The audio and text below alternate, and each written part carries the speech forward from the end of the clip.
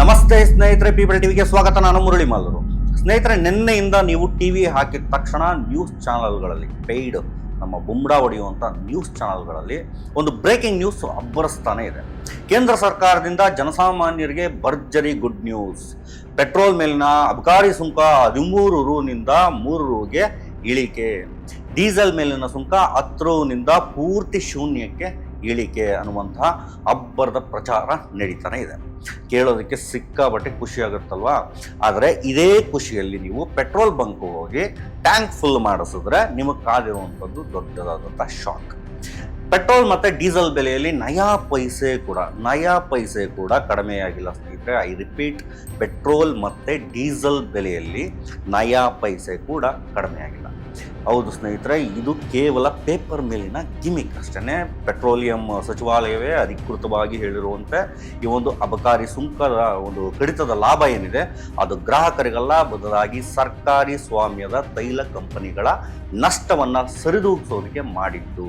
ಅಂದರೆ ಟಿವಿಯಲ್ಲಿ ಕ್ರೆಡಿಟ್ ತಗೊಳ್ಳೋದು ಸರ್ಕಾರ, ಆದರೆ ಬಂಕ್ನಲ್ಲಿ ನಿಮ್ಮ ಜೇಬಿನಿಂದ ಕಿಸೆಯಿಂದ ಅದೇ ದುಬಾರಿ ದರವನ್ನು, ಅಂದರೆ ನಮ್ಮ ಬೆಂಗಳೂರಿನಲ್ಲಿ 102.96 ಪೈಸೆ, 102 ರೂಪಾಯಿ 96 ಪೈಸೆಯನ್ನು ಕೇಳ್ತಾ ಇದ್ದಾರೆ.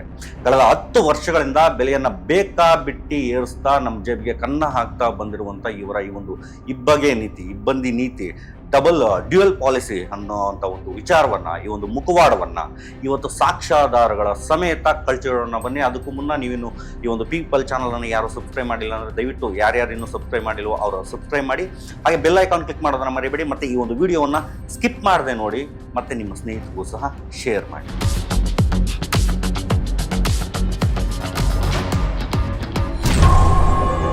ಸ್ನೇಹಿತರೆ, ಅಸಲಿಗೆ ಒಂದು ನಾಟಕ ಶುರುವಾಗಿದ್ದಲ್ಲಿ ಗೊತ್ತಾ? ಜಾಗತಿಕ ಮಾರುಕಟ್ಟೆಯಲ್ಲಿ ಪಶ್ಚಿಮ ಏಷ್ಯಾದಲ್ಲಿ, ಅದರಲ್ಲೂ ಸಹ ಇರಾನ್ ಮತ್ತು ಅಮೇರಿಕಾ ಇಸ್ರೇಲ್ ನಡುವೆ ನಡೆದಂಥ ಏನು ಯುದ್ಧದ ಭೀತಿ ಎದುರಾದಂಥ ತಕ್ಷಣ ಜಾಗತಿಕ ಇಂಧನ ಪೂರೈಕೆಯಲ್ಲಿ ತಲ್ಲಣ ಅನ್ನುವಂಥದ್ದು ಸೃಷ್ಟಿಯಾಯಿತು. ಫೆಬ್ರವರಿಯಲ್ಲಿ ಕೇವಲ 69ರಿಂದ $72 ಆಸ್ಪಾಸ್ನಲ್ಲಿದ್ದಂಥ ಬ್ರೆಂಟ್ ಕಚ್ಚಾ ತೈಲ, ಏನು ಬ್ರೆಂಟ್ ಕ್ರೂಡ್ ಆಯಿಲ್ ಅಂತ ಏನು ಕರಿತೀವಿ, ಅದು ಮಾರ್ಚ್ ತಿಂಗಳ ಹೊತ್ತಿಗೆ ಬರೋಬ್ಬರಿ $111ರಿಂದ $123ಗೆ ಜಿಗಿತು. ಈ ಒಂದು ಬೆಲೆ ಏರಿಕೆಯಿಂದ ನಮ್ಮ ದೇಶದ ಇಂಡಿಯನ್ ಆಯಿಲ್, ಭಾರತ್ ಪೆಟ್ರೋಲಿಯಂ ಮತ್ತು ಹಿಂದೂಸ್ತಾನ್ ಪೆಟ್ರೋಲಿಯಂ ಕಂಪನಿಗಳಿಗೆ ಪೆಟ್ರೋಲ್ ಮೇಲೆ ಲೀಟರ್ಗೆ 24ರಿಂದ 26 ರೂಪಾಯಿ ಮತ್ತು ಡೀಸೆಲ್ ಮೇಲೆ ಸರಿಸುಮಾರು 30ರಿಂದ 81 ರೂಪಾಯಿಗಳಷ್ಟು ಬೃಹತ್ ನಷ್ಟ, ಈ ಒಂದು ನಷ್ಟ ಉಂಟಾಗೋದಕ್ಕೆ ಶುರುವಾಯಿತು. ಇವರ ದಿನದ ನಷ್ಟನೇ ಸುಮಾರು 2400 ಕೋಟಿಗೆ ತಲುಪಿತು. ರೂಲ್ಸ್ಗಳ ಪ್ರಕಾರ ಈ ಒಂದು ನಷ್ಟವನ್ನು ತಪ್ಪಿಸೋದಕ್ಕೆ ಕಂಪನಿಗಳು ಬಂಕ್ನಲ್ಲಿ ಬೆಲೆಯನ್ನು ಏರಿಸಬೇಕಾಗಿತ್ತು. ಬಟ್ ಮುಂದೆ ಬರಲಿರುವಂತಹ ಚುನಾವಣೆಗಳ ಒಂದು ಭಯ ಸರ್ಕಾರಕ್ಕಿತ್ತು, ಕೇಂದ್ರ ಸರ್ಕಾರಕ್ಕಿತ್ತು. ಜನ ರುಚಿಗೇಳ್ತಾರೆ ಅಂತ ಹೆದರಿ ಈ ಒಂದು ಕೇಂದ್ರ ಸರ್ಕಾರ ತಾನು ವಿಧಿಸ್ತಾ ಇದ್ದಂತಹ ಅಬಕಾರಿ ಸುಂಕವನ್ನು ಕಡಿಮೆ ಮಾಡಿ ಅದರ ಒಂದು ಲಾಭವನ್ನು ಕಂಪನಿಗಳ ಬ್ಯಾಲೆನ್ಸ್ ಶೀಟ್ ಸೇಫ್ ಮಾಡೋದಕ್ಕೆ ಬಳಸ್ಕೊಳ್ತು. ಕಾಂಗ್ರೆಸ್ನ ವಕ್ತಾರರಾದಂಥ ಪವನ್ ಖೇರಾ ಅವರು ಕೂಡ ಇದನ್ನೇ ಮಾರ್ಮಿಕವಾಗಿ ಪ್ರಶ್ನೆಯನ್ನು ಮಾಡಿದ್ದಾರೆ. ನೀವು ಬಂಕ್ಗಳಿಗೆ ಹೋದಾಗ ಇಂದಿನಷ್ಟೇ ಹಣವನ್ನು ಕೊಡ್ತಾ ಇದ್ದೇವೆ, ಇಂದಿನಷ್ಟೇ ಹಣವನ್ನು ಕಟ್ತಾ ಇದ್ದೇವೆ, ಹಾಗಾದರೆ ಈ ಒಂದು ಕಡಿತದ ಉಪಕಾರ ಯಾರಿಗೆ? ಇದು ಕೇವಲ ಕಾರ್ಪೊರೇಟ್ ಕಂಪನಿಗಳಿಗೆ ಮಾಡಿದಂಥ ಫೇವರ್ ಅನ್ನುವಂಥ ಮಾತನ್ನು ಹೇಳಿದ್ದಾರೆ. ಇನ್ನೊಂದು ಮಜವಾದ ವಿಚಾರವನ್ನು ಕೇಳಿ, ಸುಂಕ ಕಡಿತದಿಂದ ತನಗೆ ಆದಾಯ ನಷ್ಟವಾಯ್ತಲ್ಲ ಅಂತ ಸರ್ಕಾರ ಸುಮ್ಮನೆ ಕೂತ್ಕೊಳ್ಳಿಲ್ಲ. ಇಲ್ಲಿ ಇನ್ನೊಂದು ಗೇಮ್ ಪ್ಲಾನ್ ಅನ್ನು ಇವರು ಮಾಡ್ತಾರೆ. ಖಾಸಗಿ ರಿಫೈನರಿಗಳು ಡೀಸೆಲ್ ಮತ್ತೆ ವಿಮಾನ ಇಂಧನವನ್ನ ವಿದೇಶಕ್ಕೆ ಮಾರಿ ಲಾಭ ಮಾಡ್ಕೊಳ್ತಾ ಇದ್ವು. ಅದರ ಮೇಲೆ ತಕ್ಷಣವೇ ಜಾರಿಗೆ ಬರುವಂತೆ ಸರ್ಕಾರ 10 ರೂಪಾಯಿ ಎಕ್ಸಸ್ ಡ್ಯೂಟಿಯನ್ನ ಕಡಿತ ಮಾಡ್ತು. ತನ್ನ ಖಜಾನೆಯನ್ನ ಭದ್ರಾ ಮಾಡ್ಕೊಳ್ಳುವಂತ ಇವರಿಗೆ ನಮ್ಮ ಖಜಾನೆ ಖಾಲಿ ಆದ್ರೆ ಖಂಡಿತವಾಗ್ಲೂ ಇವರು ಕ್ಯಾರೆನೇ ಅಂತ ಇಲ್ಲ, ಕ್ಯಾರೆ ಅನ್ನೋದು ಸಹ ಇಲ್ಲ ಇವರು. ಸ್ನೇಹಿತರೆ, ಕಳೆದ 10 ವರ್ಷಗಳಿಂದ ಜನರನ್ನ ಹೇಗೆಲ್ಲ ಲೂಟಿ ಮಾಡಲಾಗಿದೆ ಅನ್ನುವಂತಹ ಆರೋಪದ ಹಿಂದಿನ ಒಂದು ಅಸಲಿ ಗಣಿತವನ್ನು ಈಗ ಒಂದಷ್ಟು ಬಿಚ್ಚಿಡುವಂಥ ಪ್ರಯತ್ನ ಮಾಡೋಣ. ಜಸ್ಟ್ ಗಮನ ಇಟ್ಟು ಕೇಳಿ. 2014ರ ಮೇ ತಿಂಗಳಲ್ಲಿ UPA ಗೌರ್ಮೆಂಟ್, ಆ ಒಂದು ಸರ್ಕಾರದ ಅವಧಿಯಲ್ಲಿ ಅಂತಾರಾಷ್ಟ್ರೀಯ ಮಟ್ಟದಲ್ಲಿ ಕಚ್ಚಾ ತೈಲ ಇವತ್ತಿನಷ್ಟೇ ದುಬಾರಿ ಆಗಿತ್ತು. ಅಂದರೆ ಬ್ಯಾರಲ್ಗೆ ಸುಮಾರು $106ರಿಂದ $108 ಇತ್ತು. ಆಗ ದೆಹಲಿಯಲ್ಲಿ ಪೆಟ್ರೋಲ್ ಬೆಲೆ ಕೇವಲ 71 ರೂಪಾಯಿ 41 ಪೈಸೆ ಇತ್ತು. ಮತ್ತು ಡೀಸೆಲ್ನ ಬೆಲೆ ಎಷ್ಟಿತ್ತಪ್ಪ ಅಂದರೆ 56 ರೂಪಾಯಿ 71 ಪೈಸೆ ಇತ್ತು. ಬಟ್ ಇವತ್ತು ಕಚ್ಚಾ ತೈಲ ಅದೇ ರೇಟ್, ಅದೇ ಒಂದು ರೇಂಜಲ್ಲಿದೆ, $111ರಿಂದ $123 ಆಸ್ಪಾಸ್ನಲ್ಲಿದ್ದರೂ ಕೂಡ ಬೆಂಗಳೂರಿನಲ್ಲಿ ಪೆಟ್ರೋಲ್ ಬೆಲೆ ಸರಿಸುಮಾರು $102 ರೂಪಾಯಿ 96 ಪೈಸೆ ಇದೆ. ಮತ್ತು ಡೀಸೆಲ್ ಬೆಲೆ 90 ರೂಪಾಯಿ 99 ಪೈಸೆಗಳಿಗೆ ಇವತ್ತು ಮಾರಾಟ ಆಗ್ತಾ ಇದೆ. 2014ರ ಆಸ್ಪಾಸಿನ ಲೆಕ್ಕವನ್ನು ಹಾಕಿದ್ರೆ, ಆ ಒಂದು ಲೆಕ್ಕಾಚಾರವನ್ನು ವರ್ಷವನ್ನ ನೀವು ಕೌಂಟ್ ಮಾಡಿ ನೋಡಿದಾಗ ಇವತ್ತು ಪೆಟ್ರೋಲ್ ಬೆಲೆ ಏನಿದೆ ಕೇವಲ 61ರಿಂದ 64 ರೂಪಾಯಿಗೆ ನಮ್ಗೆಲ್ರಿಗೂ ಸಾರ್ವಜನಿಕರಿಗೆ ಸಿಗಬೇಕಾಗಿತ್ತು. ಉಳಿದೆಲ್ಲ ಈ ಒಂದು ಉಳಿದ ಹಣವೆಲ್ಲ ಎಲ್ಲಿಗೆ ಹೋಗ್ತಾ ಇದೆ ಅಂತ ನಾವು ನೋಡೋದಾದ್ರೆ ಇದೇ ಕೇಂದ್ರ ಸರ್ಕಾರದ ಜೇಬಿಗೆ ಹೋಗ್ತಾ ಇದೆ. ಸರಿಸುಮಾರು 40 ರೂಪಾಯಿಯಷ್ಟು ದುಡ್ಡನ್ನ ಇವರು ಎಕ್ಸ್ಟ್ರಾ ಇದೇ ನಮ್ಮ ಸಾರ್ವಜನಿಕರಿಂದ ಇವರು ಕೀಳ್ತಾ ಇದ್ದಾರೆ. ಅದರಲ್ಲೂ 2020 ಕೋವಿಡ್ ಲಾಕ್ಡೌನ್ ಟೈಮನ್ನು ನೀವು ಒಂಚೂರು ನೆನಪು ಮಾಡ್ಕೊಳ್ಳಿ. ಇಡೀ ಜಗತ್ತಿನಲ್ಲಿ ಕಚ್ಚಾ ತೈಲದ ಬೆಲೆ ಐತಿಹಾಸಿಕವಾಗಿ ಪಾತಾಳಕ್ಕೆ ಕುಸಿದಿತ್ತು. ಜನರಿಗೆ ಉದ್ಯೋಗ ಇರಲಿಲ್ಲ, ಊಟಕ್ಕೂ ಪರದಾಡುವಂತ ಪರಿಸ್ಥಿತಿಯಲ್ಲಿದ್ರು. ಆಗ ಸಿಕ್ತಿದ್ದಂತಹ ಒಂದು ಅಗ್ಗದ ತೈಲದ ಲಾಭವನ್ನ ಜನರಿಗೆ ನೀಡಬೇಕಾಗಿದ್ದಂತಹ ಇದೇ ಕೇಂದ್ರ ಸರ್ಕಾರ ಏನ್ ಮಾಡ್ತು ಗೊತ್ತಾ? 2020 ಮೇ ತಿಂಗಳಲ್ಲಿ ಪೆಟ್ರೋಲ್ ಮತ್ತೆ ಡೀಸೆಲ್ ಮೇಲಿನ ಅಬಕಾರಿ ಸುಂಕವನ್ನ ನಿರ್ದಯವಾಗಿ ಏರಿಸಿದ್ರು. ಇದೇ ಕೇಂದ್ರ ಸರ್ಕಾರ, ಇದೇ ಮೋದಿ ಸರ್ಕಾರ ಏರಿಸಿದ್ರು. ಮತ್ತೆ ಇದರ ಒಂದು ಪರಿಣಾಮವಾಗಿ ಕೇವಲ ಒಂದೇ ಒಂದು ವರ್ಷದಲ್ಲಿ ಕೇಂದ್ರದ ಅಬಕಾರಿ ಸುಂಕದ ಸಂಗ್ರಹ ಏನಿದೆ ಅದು 67% ಜಿಗಿದು ಬರೋಬ್ಬರಿ 3.84 ಲಕ್ಷ ಕೋಟಿಗೆ ತಲುಪಿತು ಇವರ ಒಂದು ಲಾಭ.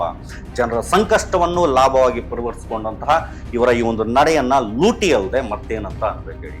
ಗಂಡ ಸತ್ತು ಹೆಂಡತಿ ಹೇಳ್ತಿದ್ರೆ ರಿಲೇಟಿವ್ಸ್ ಬಂದು ಬಿರಿಯಾನಿಗೆ ರೆಡಿ ಮಾಡ್ತಾ ಇದ್ರಂತೆ. ಆ ರೀತಿ ಇವರ ಒಂದು ಕಾರ್ಯ ಏನಿದೆ ಈ ಒಂದು ಲಾಕ್ಡೌನ್ ಟೈಮಲ್ಲಿ ಇತ್ತು. ಕಾಂಗ್ರೆಸ್ನ ನಾಯಕರಾದಂತಹ ಡಿ.ಕೆ. ಶಿವಕುಮಾರ್, ಸಿದ್ದರಾಮಯ್ಯ ಮತ್ತೆ ಮಲ್ಲಿಕಾರ್ಜುನ್ ಖರ್ಗೆ ಅವರು ಅಂಕಿ ಅಂಶಗಳ ಸಹಿತ ಹೇಳುವಂತೆ ಕಳೆದ 11 ವರ್ಷಗಳಲ್ಲಿ ಪೆಟ್ರೋಲಿಯಂ ತೆರಿಗೆಯಿಂದಲೇ ಮೋದಿ ಸರ್ಕಾರ ಅಂದಾಜು ಸರಿಸುಮಾರು 36ರಿಂದ 43 ಲಕ್ಷ ಕೋಟಿ ರೂಪಾಯಿಗಳನ್ನ ಕೊಳ್ಳೆ ಹೊಡೆದಿದ್ದಾರೆ. ಅಂದ್ರೆ ಪ್ರತಿದಿನ ನಮ್ಮಿಂದ ಇವರು ಸರಿಸುಮಾರು 1,000 ಕೋಟಿ ರೂಪಾಯಿನಷ್ಟು ಟ್ಯಾಕ್ಸ್ ಅನ್ನ ವಸೂಲಿ ಮಾಡ್ತಾ ಇದ್ದಾರೆ, ವಸೂಲಿ ಆಗ್ತಾ ಇದೆ.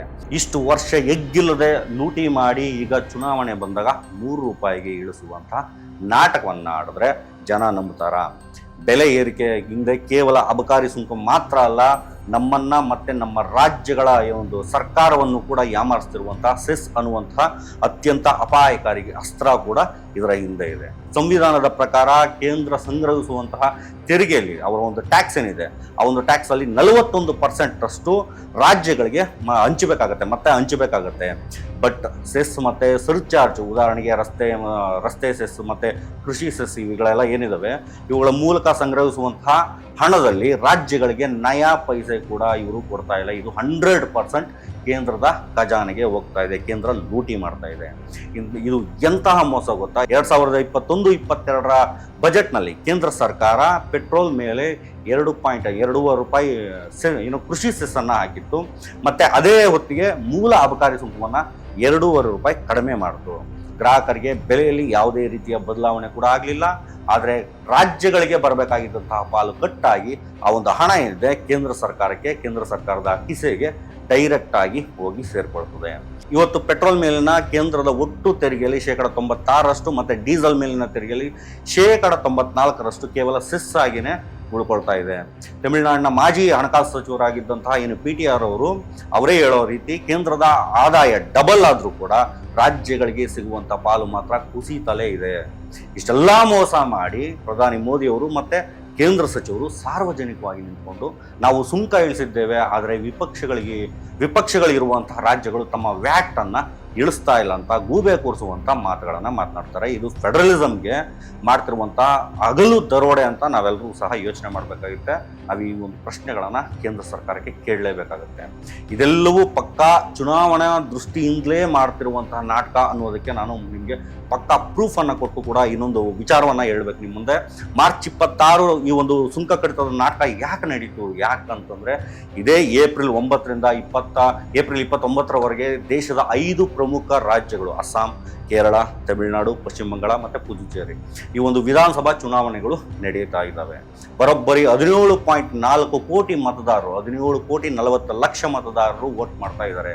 ಇಂಥ ಹೊತ್ತಲ್ಲಿ ಪೆಟ್ರೋಲ್ ಬೆಲೆ 15 ರೂಪಾಯಿ ಏನಾದರೂ ಏರಿಸಿದ್ರೆ ಆಡಳಿತ ಪಕ್ಷಕ್ಕೆ ಡೆಪಾಸಿಟ್ ಕೂಡ ಸಿಗ್ತಾ ಇರಲಿಲ್ಲ. ಈ ಒಂದು ಕೋಪವನ್ನ ತಣಿಸೋದಕ್ಕೆ ಮತ್ತೆ ಕಾರ್ಪೊರೇಟ್ ಕಂಪನಿಗಳನ್ನ ಉಳಿಸೋದಕ್ಕೆ ಈ ಒಂದು ನಾಟಕವನ್ನ ಕೇಂದ್ರ ಸರ್ಕಾರ ಆಡ್ತಾ ಇದೆ. ಇದಕ್ಕೆ ಹಿಂದೆ ಸಾಕಷ್ಟು ಉದಾಹರಣೆಗಳಿವೆ. ಅವುಗಳೆಲ್ಲವನ್ನು ಕೊಟ್ಟು ನಾವು ಮಾತನಾಡಬಹುದು. 2022ರ ಉತ್ತರ ಪ್ರದೇಶದ ಚುನಾವಣೆ ಒಂದು ಟೈಮಲ್ಲಿ ಸತತ 137 ದಿನಗಳ ಕಾಲ ಬೆಲೆ ಏರಿಸಿದಂತಹ ಇದೇ ಕೇಂದ್ರ ಸರ್ಕಾರ ಚುನಾವಣೆ ಮುಗಿದ ಮರುದಿನನೇ ದಿನಾ ಪ್ರತಿದಿನ ಬೆಲೆಯನ್ನು ಏರಿಸ್ತಾ ಬರ್ತಾ ಇದ್ರು. 2023ರ ಕರ್ನಾಟಕ ಚುನಾವಣೆ ಮತ್ತು 2024ರ ಲೋಕಸಭಾ ಚುನಾವಣೆಯಲ್ಲೂ ಕೂಡ ಇದೇ ಗಿಮಿಕನ್ನು ಇವರು ಮಾಡಿದ್ದು. ಇದಕ್ಕಾಗಿಯೇ ಕಾಂಗ್ರೆಸ್ ನಾಯಕ ಜೈರಾಮ್ ರಮೇಶ್ ಅವರು ಟ್ವೀಟ್ ಮಾಡಿ, ಕಳೆದ 12 ವರ್ಷಗಳಲ್ಲಿ 7 ಬಾರಿ ಕಚ್ಚಾ ತೈಲ ಕುಸಿದಾಗ್ಲೂ ಕೂಡ, ಆ ಒಂದು ಬೆಲೆ ಕುಸಿದಾಗ್ಲೂ ಕೂಡ ಇವರು ಬೆಲೆ ಇಳಿಸಿದಂತಹ ಕೇಂದ್ರ ಸರ್ಕಾರ ಈಗ ಚುನಾವಣೆ ಅಂತೇಳಿ ಕಡಿತವನ್ನ ಮಾಡ್ತಾ ಇದ್ದಾರೆ. ಏಪ್ರಿಲ್ 30ರವರೆಗೆ ಕಾಯಿರಿ, ಅಂದ್ರೆ ಏನು ಈ ಒಂದು ಮತದಾನ ಮುಗಿಯುವಂಥ ಟೈಮ್ ತನಕ ಕಾಯಿರಿ, ಆಮೇಲೆ ಬೆಲೆ ಏರುವಂಥದ್ದು ಗ್ಯಾರಂಟಿ ಅಂತೇಳಿ ಜನರನ್ನ ಎಚ್ಚರಿಸ್ತಾ ಇದ್ದಾರೆ. ಇದಕ್ಕೆ ಸಾಕ್ಷಿ ಅನ್ನುವಂತೆ ಸರ್ಕಾರಿ ಕಂಪನಿಗಳ ಮೇಲಿನ ನಿಯಂತ್ರಣವಿಲ್ಲದಂತಹ ಖಾಸಗಿ ಕಂಪನಿಗಳ ನಯಾರ ಎನರ್ಜಿ ಈಗಾಗಲೇ ಜಾಗತಿಕ ಬೆಲೆಯನ್ನ ಜಾಗತಿಕ ಬೆಲೆ ಏರಿಕೆ ಬಿಸಿ ತಾಳಲಾರದೆ ಆ ಒಂದು ಕಂಪನಿ ಏನ್ ಮಾಡಿದೆ, ಪೆಟ್ರೋಲ್ ಬೆಲೆಯನ್ನ ಲೀಟರ್ಗೆ 5.30 ₹5.30 ಅಷ್ಟು ಏರಿಕೆ ಮಾಡಿದೆ. ಡೀಸೆಲ್ ಬೆಲೆಯನ್ನ ₹3 ಹೆಚ್ಚಿಸಿದ್ದಾರೆ. ಅಂದ್ರೆ ಮೇ 4ರಂದು ರಿಸಲ್ಟ್ ಬಂದ ತಕ್ಷಣ ಸರ್ಕಾರಿ ಬಂಕ್ಗಳಲ್ಲೂ ಕೂಡ ಬೆಲೆ ಏರಿಕೆ ಅನ್ನುವಂಥದ್ದು ಖಚಿತ ಅನ್ನುವಂಥದ್ದನ್ನು ನಾವಿಲ್ಲಿ ಗಮನಿಸ್ಬೋದು. ಪೆಟ್ರೋಲ್ಗೂ ಡೀಸೆಲ್ಗೂ, ಈ ಒಂದು ಪೆಟ್ರೋಲ್ ಡೀಸೆಲ್ ಬೆಲೆಗೂ ನನಗೂ ಏನಪ್ಪ ಸಂಬಂಧ, ನಾನು ಬಸ್ನಲ್ಲಿ ಓಡಾಡ್ತೀನಿ ಅಂತ ನೀವು ಅಂದ್ಕೊಂಡಿದ್ರೆ ಅದು ನಿಮ್ಮ ದಡ್ಡತನ, ಅದು ನಿಮ್ಮ ದೊಡ್ಡ ತಪ್ಪು ಸ್ನೇಹಿತರೆ. ಡೀಸೆಲ್ ಬೆಲೆ ಏನಾದರೂ ಏರಿಕೆ ಆದರೆ ಲಾರಿಗಳ ಬಾಡಿಗೆ ಹೆಚ್ಚಾಗುತ್ತೆ, ಅಂದರೆ ಟ್ರಾನ್ಸ್ಪೋರ್ಟೇಷನ್ಸ್ ಅಂತ ಏನಿದ್ದಾವೆ ಅವುಗಳೆಲ್ಲದರ ಬಾಡಿಗೆ ಕೂಡ ಹೆಚ್ಚಾಗುತ್ತೆ. ಸಾರಿಗೆ ವೆಚ್ಚ ಹೆಚ್ಚಾಯಿತು ಅಂತಂದರೆ ನೀವು ತಿನ್ನುವಂಥ ತರಕಾರಿ ಇರ್ಬೋದು, ದಿನಸಿ, ಸೋಪು, ಶಾಂಪು ಮತ್ತು ಟೂತ್ಪೇಸ್ಟ್ ಪ್ರತಿಯೊಂದರ ಬೆಲೆ ಕೂಡ ಆಕಾಶ ಮುಟ್ಟುತ್ತೆ. ಈ ಒಂದು 10 ವರ್ಷಗಳ ಬೆಲೆ ಏರಿಕೆಯ ಲೂಟಿಯಿಂದ ನಿಮ್ಮ ಕೊಳ್ಳುವಂಥ ಶಕ್ತಿ ಏನಿದೆ, ಪರ್ಚೇಸಿಂಗ್ ಪವರ್ ಏನಿದೆ ನಮಗಿತ್ತು, ಆ ಒಂದು ಶಕ್ತಿ ನಾಶ ಆಗ್ತಾ ಹೋಗಿದೆ. ಸ್ನೇಹಿತರೆ, ಕೊನೆಯದಾಗಿ ಒಂದು ಮಾತನ್ನು ಹೇಳಿ ಮುಗಿಸ್ತೀನಿ. ಪೆಟ್ರೋಲ್ ಬೆಲೆ ನಿಯಂತ್ರಣ ಮುಕ್ತವಾಗಿದೆ, ಪ್ರತಿದಿನ ಅಂತಾರಾಷ್ಟ್ರೀಯ ಮಾರುಕಟ್ಟೆಯ ಬೆಲೆ ಬದಲಾಗತ್ತೆ ಅನ್ನುವಂಥದ್ದೆಲ್ಲ ಬರೀ ಸುಳ್ಳು. ಇವರು ಹೇಳ್ತಕ್ಕಂಥ ಎಲ್ಲ ನಾಟಕಗಳೇ. ಅವ್ರು ಮಾತನಾಡ್ತಾವಂಥ ಪ್ರತಿ ಮಾತು ಕೂಡ ನಾಟಕನೇ. ಇಲ್ಲಿ ಎಲ್ಲವೂ ಸಹ ಸರ್ಕಾರದ ಚುನಾವಣಾ ಲೆಕ್ಕಾಚಾರದ ಮೇಲೆ ನಿಂತಿರುತ್ತೆ. ಇವರ ಈ ಒಂದು ಲೂಟಿಕೋರ್ತನ ನಿಲ್ಲಬೇಕಾದ್ರೆ ಒಂದೇ ಒಂದು ದಾರಿ, ಪೆಟ್ರೋಲ್ ಮತ್ತು ಡೀಸೆಲನ್ನು ತಕ್ಷಣವೇ GST ವ್ಯಾಪ್ತಿಗೆ ತರಬೇಕು. ಆ ಮೂಲಕ ಕೃಷಿ ಸೆಸ್ ಮತ್ತು ರಸ್ತೆ ಸೆಸ್ ಅನ್ನುವಂಥ ಹಗಲು ದರೋಡೆಯನ್ನು ರದ್ದುಗೊಳಿಸಬೇಕು.